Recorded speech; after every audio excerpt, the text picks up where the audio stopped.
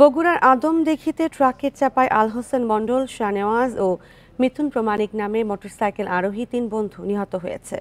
রবিবার রাত ৯টার দিকে সান্তাহারের বাঁশহাটি মাছের আড়তের সামনে এ দুর্ঘটনা ঘটে। পুলিশ জানায়, আল হোসেন মণ্ডল, শাহনেওয়াজ ও মিথুন সহ ৯ বন্ধু মিলে মোটরসাইকেলে করে নওগাঁ বাণিজ্য মেলায় ঘুরতে গিয়েছিলেন। মেলা শেষে মোটরসাইকেলে করে বাড়ি ফিরছিলেন বন্ধুরা।